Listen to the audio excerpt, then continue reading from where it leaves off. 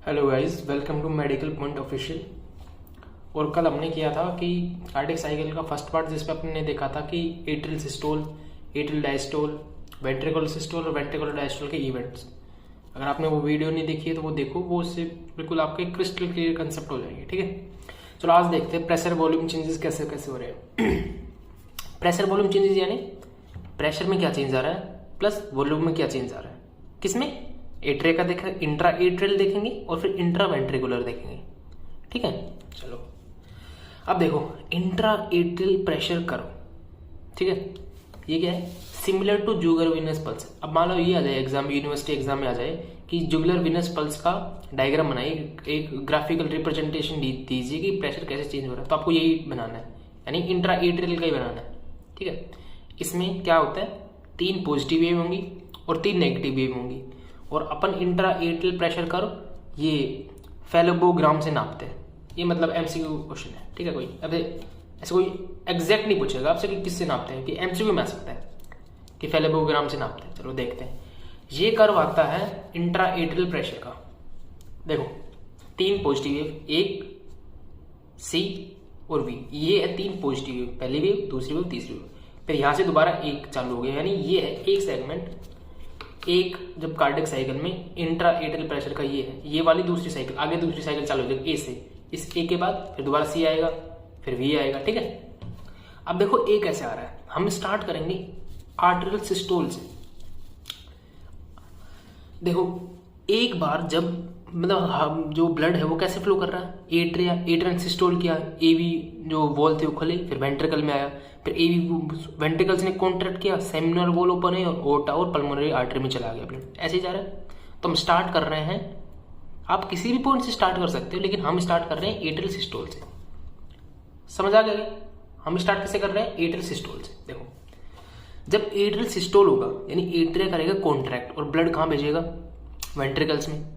तो उस टाइम पे क्या होता है कि 7 से 8 mm of AG left atrium में प्रेशर बढ़ता है। कितना? 7 से 8, और 4 से 6 बढ़ रहा है राइट एट्रियम में। राइट एट्रियम में कम क्यों है और लेफ्ट में क्यों कम, ज्यादा क्यों है? लेफ्ट में ज्यादा इसलिए क्योंकि इसको पंप किस में करना है?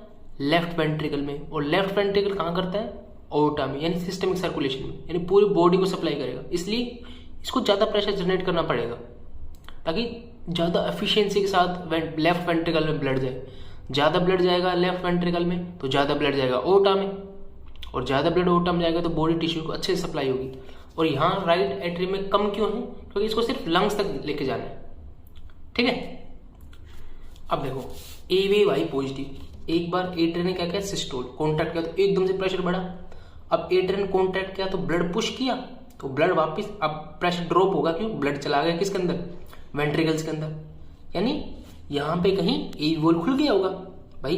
जैसे इसने पीक आई, यहाँ पे कहीं ए वॉल खुल गया होगा, ए वॉल खुला होगा, और इसके बाद ये प्रेशर डिक्रीज हुआ है। यानी ये प्रेशर किसकी वजह से डिक्रीज हुआ है? Pumping of blood due to systole causing decrease in, ये 2 बार डिक्रीज लिख दिया, causes decrease in and onset of atrial diastole. देखो इसका मतलब क्या हुआ? Pumping of blood, blood pump हुआ है due to systole. X wave क्यों आई है? ब्लड पंप हो गया सिस्टोल के थ्रू, जिसकी वजह से क्या हुआ?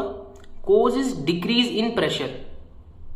इसके बाद प्रेशर में डिक्रीज आएगा। पहले जैसे मतलब आपके हाथ में जैसे बलून था, उसमें पानी है, आपने एकदम से बलून को पिचका दिया, पानी निकल गया, नहीं एकदम से प्रेशर बढ़ा, और फिर जब पानी निकल गया तो एकदम से प्रेशर कम हो गया, कोजिज डिक्रीज इन प्रेशर आएगा यहाँ पे। ठीक है, अब देखो सिस्टोल के बाद क्या चालू हो जाएगा? एट्रिया का डायस्टोल एंड ऑनसेट ऑफ वो एट्रियल डायस्टोल, यानी ए वेव तो आई, सिस्टोल हुआ, फिर एक्स वेव क्यों आई? सिस्टोल होने के बाद प्रेशर डिक्रीज हो गया, ब्लड चला गया वेंट्रिकल्स में, तो ये आ गई किसकी वजह से? यानी flowing of blood from atria to ventricle. अब देखो सी वेव क्यों आई है? देखो जब एट्रिया ने वेंट्रिकल में ब्लड पंप किया तो ए वी वॉल क्या हुआ होगा? ओपन हुआ होगा, ऑब्वियस सी बात है, खुद सोचो, लॉजिकली सोचो। जब एट्रिया ने वेंट्रिकल्स के अंदर ब्लड पंप किया तो भाई ऑब्वियसली वॉल के थ्रू करेगा, तो ए वॉल हो गई ओपन। अब वो प्रेशर धीरे धीरे, देखो यहाँ पे क्या कर, प्रेशर धीरे धीरे घट गया, तो एक टाइम आ गया प्रेशर बहुत घट जाएगा और ए वी वॉल क्या हो जाएगा? बंद। अब एकदम से जब ए वी वॉल बंद होगा तो एक बैक फ्लो आएगा एट्रिया में। जैसे आप सोचो पानी बह रहा है, पानी बह रहा है, बहता जा रहा है, आपने उसमें अंदर एकदम से हाथ डाल दिया, आपके उसके अंदर एकदम से हाथ डाल दिया, तो एकदम से हाथ डाल तो पानी टकराएगा आपके हाथ के और फिर वापस इस साइड चला जाएगा। थोड़ा सा फील करो जैसे एक पानी बह रहा है, ठीक है। आपने क्या किया, एकदम से हाथ लगा दिया, तो जो पानी बह रहा था वो एकदम से आपके हाथ के टकराएगा और वापस इस साइड चला जाएगा, यानी उस पानी का हुआ बैक फ्लो। ऐसे ही जब ब्लड जा रहा था एकदम से एवी वॉल हो गए क्लोज, तो क्या होगा, जो ब्लड यहां से आ रहा था वो वापस बैक फ्लो करेगा बस। तो सी वेव क्यों आई है, closing of AV valve, AV valve की क्लोजर से एक वेव ओपन, एक जनरेट हुई है, ठीक है। Causing back flow of blood in atria, जिसकी वजह से एट्रिया में क्या हुआ, बैक फ्लो हुआ ब्लड का। Simultaneously bulging of AV valve into atria when interventricular pressure increase. अब देखो इसका मतलब क्या हुआ है, इस पूरी लाइन का मतलब समझेंगे। देखो यहां पे क्या हुआ, सिस्टोल हुआ, यानी ब्लड कहां चला गया, वेंट्रिकल्स में चला गया। अब वेंट्रिकल क्या करेंगे, उसको पुश करेंगे इसके अंदर, ओर्टा और पल्मोनरी आर्टरीज के अंदर, समझ में आया। मतलब एट्रियल सिस्टोल के बाद वेंट्रिकुलर सिस्टोल भी होगा, तो वेंट्रिकुलर सिस्टोल होगा तो वेंट्रिकल क्या करेंगे, कॉन्ट्रैक्ट करेंगे। और अपने पिछले वाले लेक्चर में देखा था कि वेंट्रिकल कॉन्ट्रैक्ट करते हैं तो कॉन्ट्रैक्ट सिस्टोल की दो पार्ट्स में होता है, एक तो होता है आइसोवोल्यूमेट्रिक या आइसोमेट्रिक कॉन्ट्रैक्शन, और दूसरा क्या था, इजेक्शन पीरियड। तो इसके बाद जैसे ही एवी वॉल बंद हो जाएंगे तो उसके बाद चालू क्या हो जाएगा, आइसोवोल्यूमेट्रिक कॉन्ट्रैक्शन ऑफ वेंट्रिकल, यानी वेंट्रिकल का प्रेशर भी बढ़ेगा। तो जो वेंट्रिकल का प्रेशर बढ़ेगा तो क्या करेगा, वेंट्रिकल बहुत ज्यादा प्रेशर बढ़ रहा है, आइसो वॉल्यूम तो धीरे धीरे धीरे धीरे धीरे धीरे धीरे धीरे प्रेशर बढ़ता जा रहा है। तो यानी क्या, एक टाइम आएगा जब एवी वॉल पे प्रेशर लगेगा वेंट्रिकल की तरफ से, क्योंकि वो ब्लड को पुश करना चाह रहा है। तो एवी वॉल रहेंगे वो एट्रिया के अंदर, मतलब बल करेंगे एट्रिया के अंदर घुसेंगे, तो एट्रिया के अंदर चले जाएंगे तो वहां का प्रेशर बढ़ जाएगा। तो सी वेव किसकी वजह से आई है, एक तो आई है due to closing of AV valve, समझ में आ रहा है, क्योंकि यहाँ पे प्रेशर डिक्रीज होते होते होते होते एक टाइम आया कि लास्ट में एवी वॉल हो गया क्लोज। और एक और किसकी वजह से, rise in intraventricular pressure causes bulging of AV valve into atria, ठीक है। अब इसके बाद देखो ये दूसरी नेगेटिव वेव X1, ये किसकी वजह से आ रही है। देखो अभी हमने देखा कि सी जो वेव थी ये आया इंटरवेंट्रिकुलर प्रेशर इंक्रीज। अब देखो इंटरवेंट्रिकुलर प्रेशर इंक्रीज हो रहा है, ये किस क्यों हो रहा है, कि ब्लड पंप हो जाए। अब क्या आएगा, इजेक्शन पीरियड। ये तो क्या था, आइसोवोल्यूमेट्रिक के टाइम का था, अब आएगा इजेक्शन पीरियड। इजेक्शन पीरियड में क्या होगा, ब्लड पंप होगा ओर्टा और पल्मोनरी आर्टरीज के अंदर। तो इसकी वजह से क्या होगा, due to ejection fraction, ejection fraction ejection period, sorry ejection period, due to ejection period, due to pumping of blood.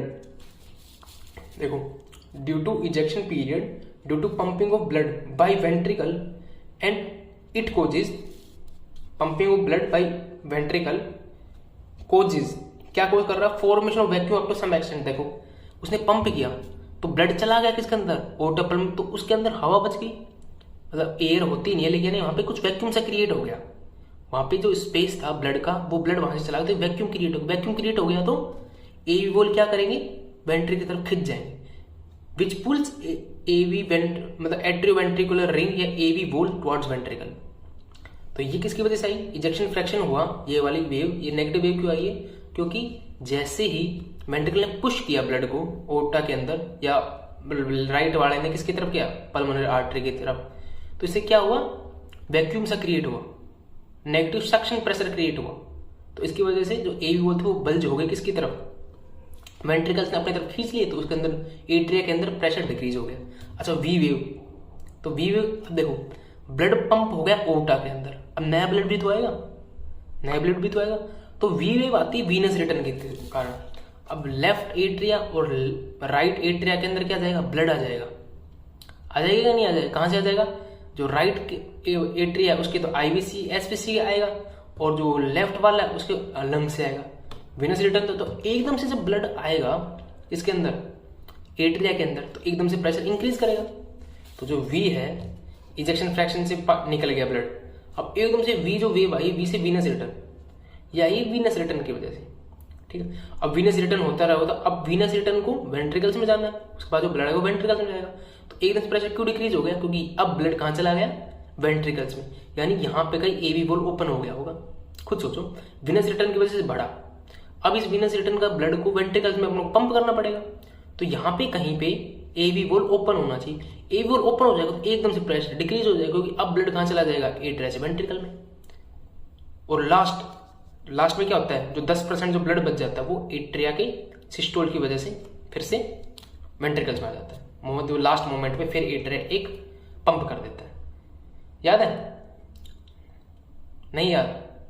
चलो एक बार इसका अच्छे से एक डायग्राम देखते हैं। देखो ये है डायग्राम, देखो यार तुम देखो, एट्रियल सिस्टोल हुआ, इस वाले पीरियड में क्या हुआ, एट्रियल सिस्टोल।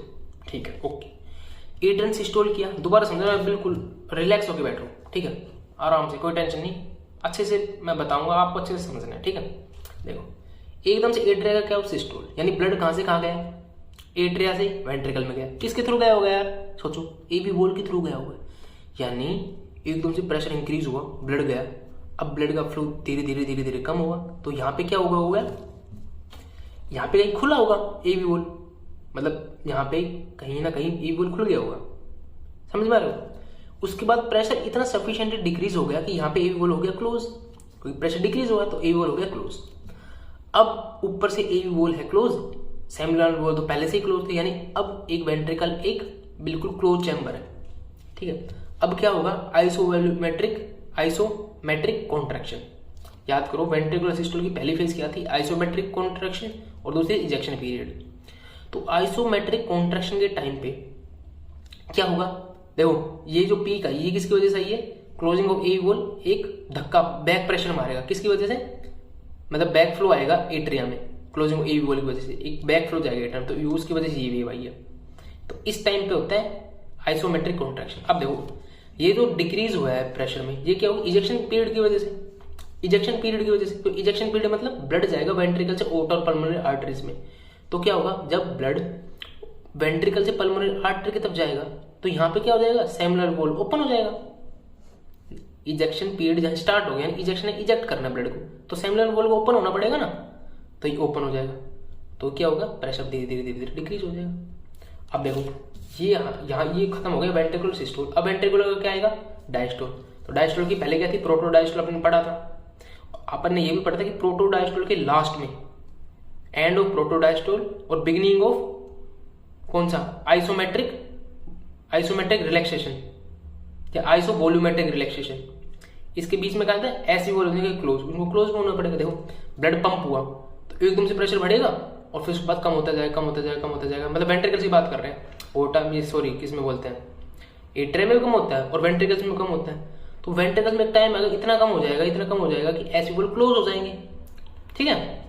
अब देखो उधर से क्या आएगा, एट्रिया में वीनस रिटर्न आएगा, वीनस रिटर्न आ गया। अब इस वीनस रिटर्न को किस में पंप करना है, एट्रिया में, तो यहाँ पे क्या होंगे, एवी वॉल ओपन होना पड़ेगा। एवी वॉल ओपन होगा कि नहीं होगा, एवी वॉल ओपन होगा, ताकि क्या होगा, ये जो ब्लड आया वीनस रिटर्न के थ्रू, ये जो वेव है वीनस रिटर्न की, ताकि जो वीनस रिटर्न का जो ब्लड है वो किस में चला जाए, वेंट्रिकल्स में। तो यहाँ पे क्या स्टेज आ जाएगी, रैपिड फिलिंग। देखो 5 स्टेज थी वेंट्रिकुलर डायस्टोल की, प्रोटोडायस्टोल, वो isovolumetric relaxation, rapid filling, slow filling, और लास्ट में क्या थी, एट्रियल की गया वो एट्रियल सिस्टोल, ठीक है। तो रैपिड फिल करेगा जब एट्रिया वेंट्रिकल्स को फिल करेगा, तो यहाँ पे एवी वॉल ओपन होना पड़ेगा, तो एवी वॉल ओपन हुआ, रैपिड फिलिंग, स्लो फिलिंग, और जब एकदम से एट्रियल किक, यानी लास्ट का एट्रियल सिस्टोल जो 10% ब्लड पंप करता है वेंट्रिकल्स के अंदर, उस टाइम पे प्रेशर बढ़ जाएगा एट्रिया में। समझ में आया कि ये 3 वेव कैसे आ रही है। इस वेव का नाम क्या था, ए सी वी नेगेटिव, अपने मन से कोई भी नाम दे दो, A C V, A B C, X Y, कुछ भी दे सकते हो, ठीक है। ये बुक्स में दे रखा तो मैं ये लिख रहा हूं, इसका था x1, x2 और y।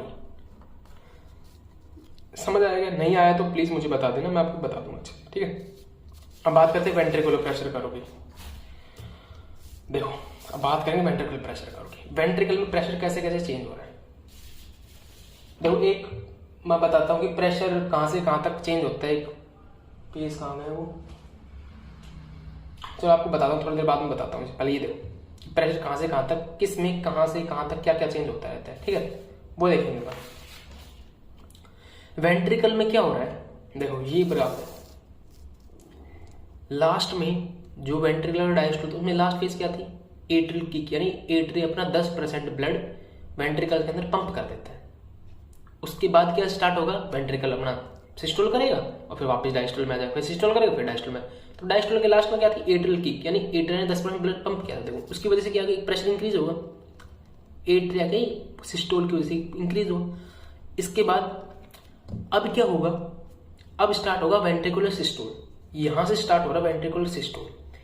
वेंट्रिकुलर सिस्टोल में क्या होगा, प्रेशर बढ़ेगा। वेंट्रिकुलर सिस्टोल की दो फेज थी, पहले क्या थी, आइसो वॉल्यूमेट्रिक कॉन्ट्रैक्शन, जिसमें कि दोनों वॉल्व बंद थे और क्या हो रहा था, मसल में टेंशन आ रही थी पर वॉल्यूम चेंज नहीं होता, आइसो वॉल्यूमेट्रिक। उसके बाद क्या है, इजेक्शन पीरियड।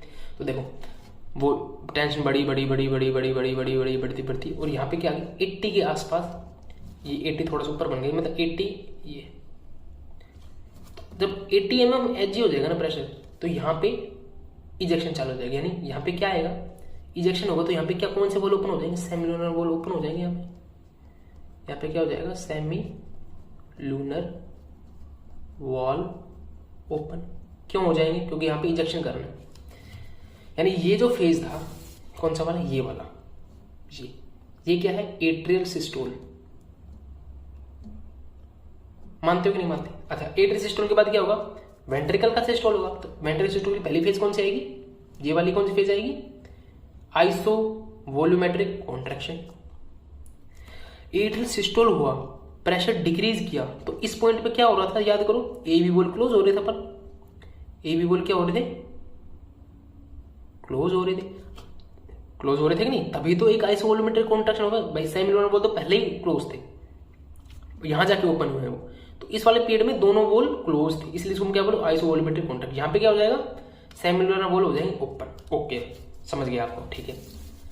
इसके बाद प्रेशर राइज करेगा 80 से लेके 120 तक। ये कौन सा हो जाएगा, इजेक्शन पीरियड में दो फेज थे ना, रैपिड इजेक्शन और स्लो इजेक्शन। जिसने प्लीज पहले वाली वीडियो नहीं देखी कार्डियक साइकिल वाली, वो देखो, उसमें बहुत अच्छे से समझाया। पहली फेज कौन सी आएगी, जिसमें बिल्कुल रैपिड इंक्रीज आएगा, वो कौन सी आएगी, रैपिड फिलिंग। और उसके बाद जो लेटर फेज है, ये क्या हो जाएगी, स्लो फिलिंग, धीरे धीरे। अब देखो प्रेशर डिक्रीज कर गया, क्यों डिक्रीज कर गया, क्योंकि एकदम से ब्लड गया ओटा में और फिर धीरे धीरे धीरे एक बार रैपिड फिलिंग एक बार स्लो फिलिंग हुई। अब इसके बाद चालू हो जाएगा डायस्टोल। डायस्टोल की पहली फेज कौन सी होती है, प्रोटोडायस्टोल। यानी ये जो फेज है, ये वाली, ये किसको रिप्रेजेंट करेगी, प्रोटोडायस्टोल। अब हमें बताया था कि प्रोटोडायस्टोल के लास्ट में, यानी प्रोटोडायस्टोल में क्या हो रहा है, वेंट्रिकुलर प्रेशर डिक्रीज होता है। प्लीज पिछले बार वीडियो देखो, वेंट्रिकुलर प्रेशर डिक्रीज होता है।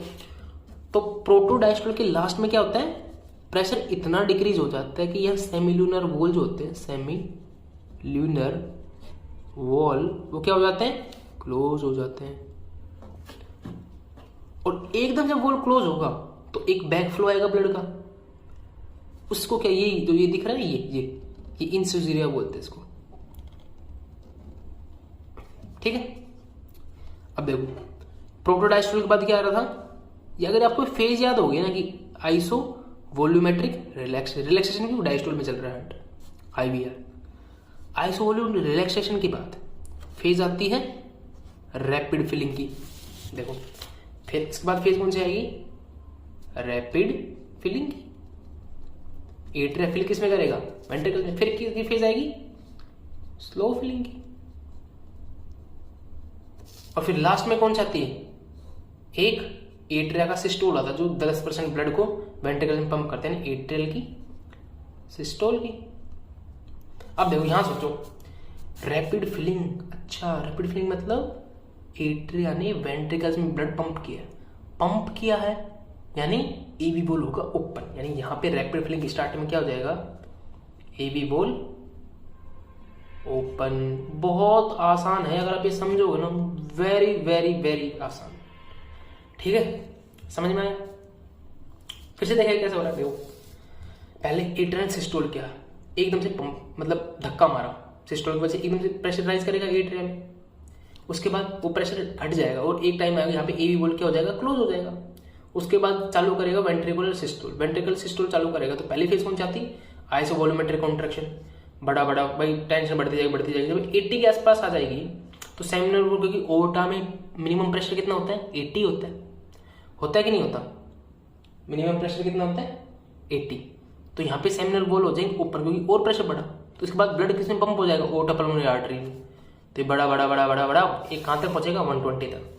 उसके बाद क्योंकि डायस्टोल अब स्टार्ट मतलब पहले स्टार्ट होने वाला है, तो ये डिक्रीज हो जाएगा और डायस्टोल की पहली फेज आ जाएगी कौन सी, protodiastole, isovolumetric relaxation, rapid filling, slow filling और एट्रियल डायस्टोल।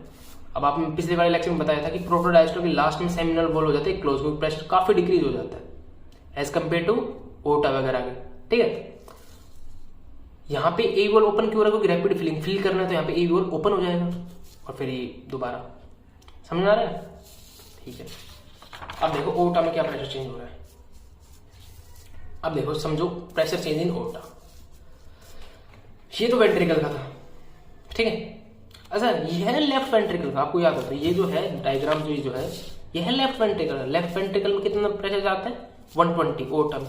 अगर मैं बात करूं राइट वेंट्रिकल की, तो उसमें क्या होगा पता है, यहाँ पे जो मिनिमम प्रेशर होता है, ये मिनिमम प्रेशर ये तो 5 mm of Hg left ventricle में, और राइट वेंट्रिकल में मिनिमम प्रेशर होता है वो 2 to 3 होता है, 2 to 3 mm ऑफ Hg। यहाँ से उसमें क्या कर रहा है, वही राइट एट्रिया करेगा सिस्टोल, और उसमें ये जो मैक्सिमम प्रेशर है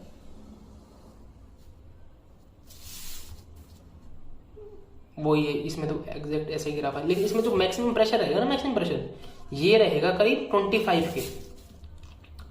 mm ऑफ Hg के। डायग्राम ऐसा ही बनेगा, लेकिन राइट का बस थोड़ा सा इसकी जो पीक है ये छोटी हो जाएगी, क्योंकि राइट वेंट्रिकल किस में पंप करता है, लंग्स के अंदर पंप करता है, और ओर्टा पूरा मतलब वहां पे क्या बोलते हैं सिस्टम सर्कुलेशन होता है, तो इसकी ये होती है पीक 25 mm ऑफ Hg। ठीक है, चलो ओर्टा में देखते हैं ओर्टा में क्या हो रहा है। समझो भाई, यहाँ पे क्या हो रहा था, ए वॉल क्लोज हो रहा था, यहाँ सेमिनल वॉल ओपन होता है। जैसे ही ओपन होगा तो ओर्टा के अंदर प्रेशर बढ़ना चालू हो जाएगा, क्योंकि यहाँ पे क्या चालू हो रहा है, इजेक्शन पीरियड चालू हो रहा है।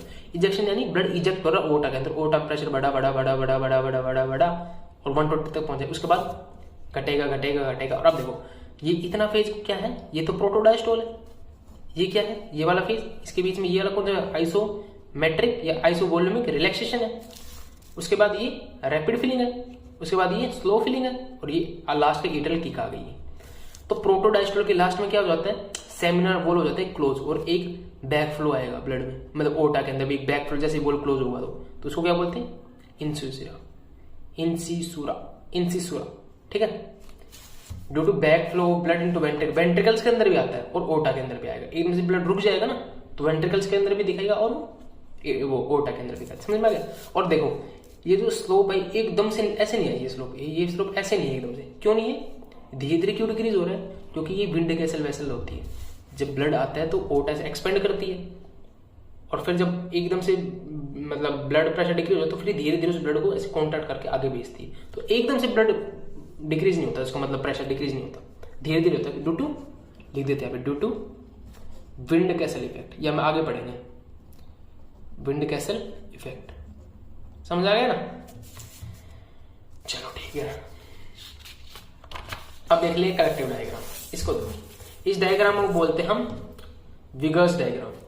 इसमें कलेक्टिवली सभी का दिखाते हैं। देखो स्टार्टिंग से देखते हैं। 5 mm ऑफ Hg पे वेंट्रिकल से देखेंगे। पहले क्या हुआ, एट्रिया ने सिस्टोल किया, एक कर्व आई, प्रेशर इंक्रीज हुआ। अब देखो हम लेफ्ट का देख रहे हैं तो 5 mm ऑफ Hg पे रहेगा इसका मिनिमम प्रेशर। उसके बाद यहाँ पे क्या होगा, एवी वॉल क्लोज हो जाएगी। क्यों हो जाएगा, क्योंकि इसके बाद क्या आएगा, आइसो वॉल्यूमेट्रिक कॉन्ट्रैक्शन आएगा। आइसो वॉल्यूमेट्रिक यानी वॉल्यूम होने से कॉन्स्टेंट, इसलिए सारे गेट बंद हो जाएंगे, यानी सेमिनल वॉल तो पहले ही बंद था तो एवी वॉल हो जाएंगे क्लोज। फिर आइसो वॉल्यूमेट्रिक कॉन्ट्रैक्शन में धीरे धीरे टेंशन बढ़ेगी बढ़ेगी बढ़ेगी बढ़ेगी, और एक टाइम आएगा ये हो जाएगी 80 mm Hg के आसपास। तो यहाँ पे सेमिनल वॉल्यूम ओपन, क्योंकि अब ओर्टा के प्रेशर के बराबर आ गया, अब एक्सीड करेगा ओर्टा के प्रेशर, तो ओर्टा की तरफ वॉल हो जाएंगे ओपन। ठीक है, अब देखो बड़ा बड़ा बड़ा बड़ा बड़ा बड़ा बड़ा बड़ा बड़ा, और उसके बाद प्रोटोडायस्टोल के बाद क्या हो गया, यहाँ पे ये वही है पिछले वाली बात है। प्रोटोडायस्टोल के बाद यहाँ पे सेमिनल वॉल हो गई क्लोज, और ये इंसुजरे आया और यहाँ पे नीचे आ गया। ठीक, और यहाँ पे दोबारा एक मतलब वो एट्रियल का सिस्टोल दिखा दिया। ओर्टा में क्या हुआ, एटीएम में जैसे जैसे क्रॉस करते धीरे धीरे उसमें बढ़ा, और यहाँ पे इंसिजर आया दोनों के साथ में, और ये ऊपर आया, मतलब ये एकदम से स्लोप नहीं है क्योंकि विंड गैस इफेक्ट की वजह से। ये क्या है, वही क्या है, ये एट्रियल प्रेशर, ये क्या है, atrium pressure. A wave, C wave, V wave, X1 अगर नहीं देखा तो प्लीज वो एट्रियल देखो, वही सेम। अब ये देखिए वेंट्रिकुलर वॉल्यूम का ग्राफ, देखो ये है वेंट्रिकुलर वॉल्यूम का ग्राफ। जब एट्रिया एकदम से सिस्टोल करेगा तो एकदम से वॉल्यूम बढ़ेगा, जब एकदम से धक्का लगेगा एट्रिया की तरफ से तो एकदम से वॉल्यूम बढ़ेगा। तो ये देखो एकदम से वॉल्यूम बढ़ा वेंट्रिकल्स के अंदर। फिर उसको बोला iso volumetric relaxation, sorry iso volumetric contraction हुआ। आइसो वॉल्यूमेट्रिक यानी वॉल्यूम सेम रहेगा, देखो वॉल्यूम रहेगा कांस्टेंट। उसके बाद क्या हुआ, इजेक्शन पीरियड आ गया, यानी ब्लड इजेक्ट हो रहा है, कहां से, वेंट्रिकल्स। तो क्या होगा, वॉल्यूम डिक्रीज हो जाएगा। प्रोटोडायस्टोल के लास्ट तक देखो, प्रोटोडायस्टोल के लास्ट में क्या आ रहा है, आइसोवॉल्यूमेट्रिक रिलैक्सेशन। तो आइसोवॉल्यूमेट्रिक रिलैक्सेशन में हार्ट रिलैक्स कर रहा है, आइसोवॉल्यूमेट्रिक वॉल्यूम चेंज नहीं होगा तो कांस्टेंट। उसके बाद देखो रैपिड फिलिंग, रैपिड फिलिंग नहीं, वेंट्रिकल क्या हो रहा है, फिल हो रहा है, तो यानी वॉल्यूम बढ़ेगा बढ़ेगा बढ़ेगा बढ़ेगा बढ़ेगा। और यहाँ देखो एट्रियल किक यानी एट्रियल सिस्टोल किया तो फिर एकदम से शार्प राइज आएगा। बहुत आसान है कार्डियक साइकिल का, तुम समझ जाओगे ग्राफ कैसे बन रहा है, तुम कभी भूल नहीं पाओगे। एक बार इसको अच्छे से समझ लो, ठीक है। अब देखो फोनोकार्डियोग्राम क्या कहते हैं, हार्ट साउंड क्या कहते हैं, हार्ट साउंड। आपको पता है साउंड बाद में आती है कोई मैकेनिकल इवेंट के होने के बाद। जैसे कि अपन ने क्लैप किया तो पहले अपने हाथ बजते हैं, उसके बाद आवाज सुनाई देती है, यानी वॉल क्लोज होगा उसके बाद आवाज आएगी। अब देखो यहाँ पे क्या होता है, ए बी वॉल हो रहा था क्लोज, तो ए वॉल यहाँ क्लोज हो रहा था तो उसके बाद आई साउंड, यानी हार्ट साउंड फर्स्ट है। इसके बाद का लेक्चर हार्ट साउंड पे, ये बहुत डिटेल लेक्चर बनाया मैंने उस पर, सारे साउंड कब आ रही है, किसके क्लोजर से आ रही है, वो सब बताएंगे उसमें, ठीक है। देखो यहाँ पे ए वॉल क्लोज हुए तो यहाँ पे फर्स्ट हार्ट साउंड आई, इसके थोड़ी देर बाद दूसरी हार्ट साउंड कब आती है, सेमिलुनर वॉल के क्लोज होने। देखो सेमिलुनर वॉल क्लोज हो रहे हैं यहाँ पे प्रोटोडायस्टोल के एंड में हो रहे हैं ना, तो यहाँ पे क्लोज हो रहे हो, देखो यहाँ पे क्लोज हो रहे हो, देखो ये ऊपर ट्रेस करेंगे इसको, ये रहा प्रोटोडायस्टोल लास्ट में क्या हो जाते हैं, सेमिलुनर वॉल क्लोज हो जाते हैं, तो ये इसके जस्ट बाद आवाज सुनाई देगी, हार्ट साउंड सेकेंड। थर्ड कब होती है, रैपिड फीलिंग, बहुत जल्दी से रश करता है ना ब्लड, तब होता है रैपिड फीलिंग। तो देखो रैपिड फीलिंग हो रही है, ये इस वाले फेज में हो रही है, यानी यहां से स्टार्ट हुई रैपिड फीलिंग, तो थोड़ी देर बाद आवाज सुनाई देगी, ठीक है। और फोर्थ कब होती है, जब एट्रियल का सिस्टोल होता है, एकदम से पंप करता है, तो बोलते हैं फोर्थ हार्ट साउंड। देखो ये एट्रियल कहाँ कर रहा है, यहाँ कॉन्ट्रैक्ट कर रहा है, यहाँ कॉन्ट्रैक्ट किया एट्रिया ब्लड पंप करने के लिए, तो साउंड थोड़ी सी बाद में सुनाई देगी, तो ये हार्ट फोर्थ। और इसी से देखे तो अब इलेक्ट्रिकल एक्टिविटी पहले स्टार्ट होती है, जैसे कि अगर मसल, जैसे अपने हाथ का से मैंने मेरे को कॉन्ट्रैक्ट करना है तो पहले ब्रेन से सिग्नल आएगा, टेंस इलेक्ट्रिकल एक्टिविटी डेवलप होगी मसल के अंदर, उसके बाद वो कॉन्ट्रैक्ट करना चालू करेगी, इलेक्ट्रिकल एक्टिविटी पहले आती है। अब देखो एट्रिया क्या हो रहा है, कॉन्ट्रैक्शन, एट्रिया क्या हो रहा है, कॉन्ट्रैक्शन, तो यानी एक्टिविटी तो पहले स्टार्ट हो गई होगी, तो एक्टिविटी देखो ये पी वेव है ना, मैंने इसके अंदर ही बनाया, ये थोड़ी सी बाहर से आएगी, मतलब थोड़ा अच्छा नहीं लगता ना कोई डायग्राम बाहर जाता है, इसलिए मैंने इसको अंदर ही बना दिया। ये कुछ यहाँ से चालू हो जाएगी इसकी पी वेव, ऐसे कुछ समझ में आ रहा है। उसके बाद देखो इजेक्शन कहां से चालू हो रहा है, दूसरी वेव पीक्यूआरएस किसके आती है, वेंट्रिकुलर सिस्टोल की वजह से, तो वेंट्रिकुलर सिस्टोल इजेक्शन यहां से चालू हो रहा है, तो यहां से पहले ही वेव आ जाएगी, यहाँ से मतलब यहां से वेव आ जाएगी, यहां से वेव आ जाएगी, ठीक है। टी वेव किससे आती है, वेंट्रिकुलर के डायस्टोल से, वेंट्रिकुलर डायस्टोल कहां हो रहा है, यहाँ से हो रहा है, यहाँ से हो रहा है, तो यहाँ पे इसकी वेव आ जाएगी। समझ में आ रहा है ना। कुछ भी समझ ना आए तो प्लीज मुझे बता देना, मैं फिर से वीडियो बना दूंगा, कोई दिक्कत नहीं है, पर आपको समझ आना चाहिए, ठीक है। अगला जो लेक्चर आएगा वो आएगा हार्ट साउंड और कार्डियक मर्मर पे, ठीक है। तब तक के लिए बाय। और गाइस अगर वीडियो अच्छी लगी हो, इस वाले में तो काफी मेहनत लग गई, वीडियो अच्छी लगी हो तो प्लीज सब्सक्राइब द चैनल, हम पूरी फिजियोलॉजी कंप्लीट करेंगे विदाउट एनी डाउट, ठीक है। तब तक के लिए पढ़ते रहिए, थैंक यू, बाय बाय।